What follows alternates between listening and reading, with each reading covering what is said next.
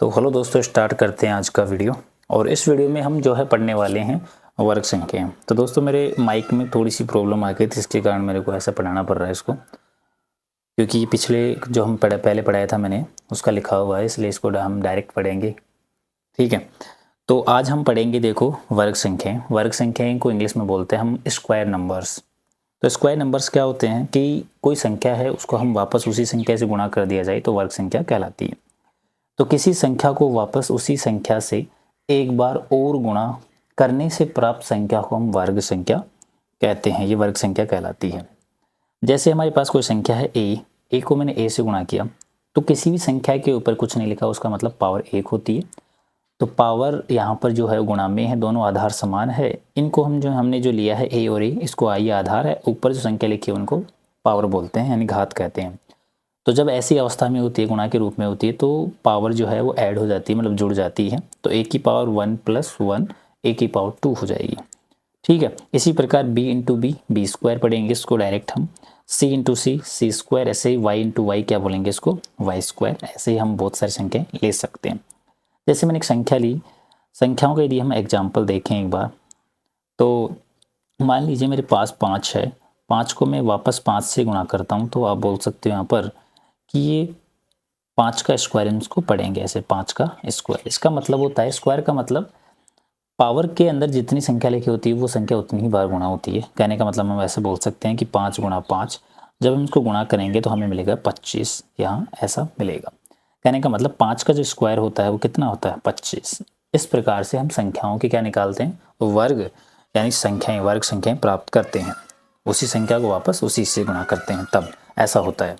तो अब हम कुछ संख्याओं के बारे में हम पढ़ेंगे। यहाँ पर कुछ संख्याएं, जैसे पहली 1 लिखा मैंने, 1 का स्क्वायर करेंगे, मतलब 1 को हम 1 से गुणा करेंगे तो हमें 1 प्राप्त होगा। ऐसे 2 को 2 से गुणा करेंगे, 2 दूनी 4, 2 इंटू 2 कितने होंगे, 4 होंगे। ऐसे 3 का स्क्वायर 9, 4 का 16, 5 का 25, 6 का 36, 7 का 49, 8 का 64, 9 का 81 और 10 का कितना होता है, 100। इस प्रकार से ऐसे ही 11 इंटू 11 होता है 121, 12 इंटू 12 144, 13 इंटू 13 169, 14 का स्क्वायर 196, 15 का 225, 16 का 256, 17 का 289, 18 का 324, 19 का होगा 361, 20 का 400।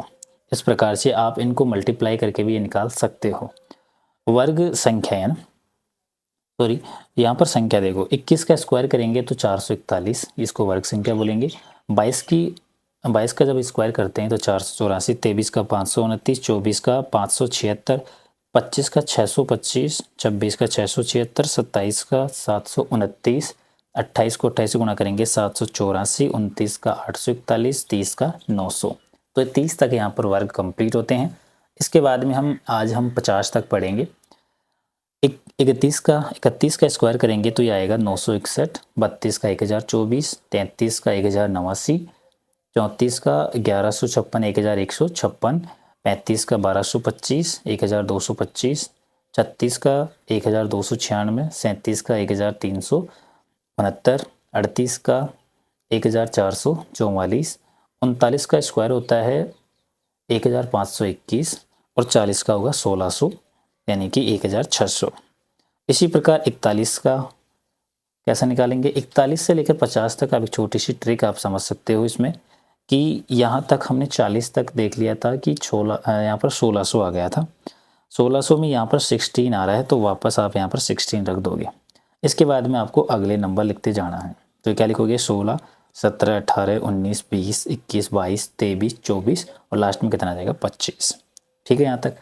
50 का स्क्वायर है वो 2500 होता है, तो 1 0 का 00, 5 का स्क्वायर 25 और 1 0 कितने जीरो जाते हैं, 2 0 जाते हैं। ठीक है, क्लियर है यहाँ तक। तो यहाँ पर 00 है। अब हम वर्ग संख्याएं देखेंगे, जैसे 1 का वर्ग, 2 का, 4 का, ऐसा लिखते लेते ऊपर की तरफ लिखते जाएंगे। जैसे 1 का वर्ग होता है 1, लेकिन इसको हम 0 1 लिखेंगे। ऐसे ही 2 का होता है 4, तो 0 4 लिखा है। ऐसे 3 का वर्ग होता है 0 0 9 लिखेंगे यहाँ पर। 4 का होता है 16 16, ऐसा कैसा लिख दिया।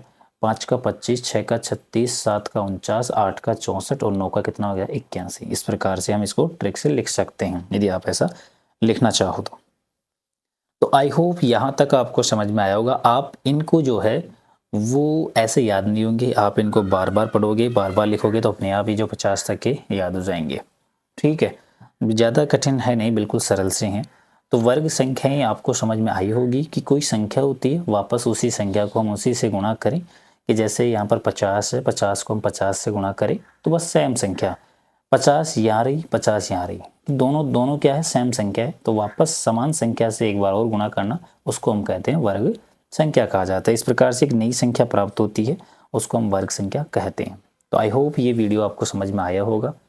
आप इसका स्क्रीनशॉट ले सकते हैं और इसको बना सकते हैं इस प्रकार से। ठीक है।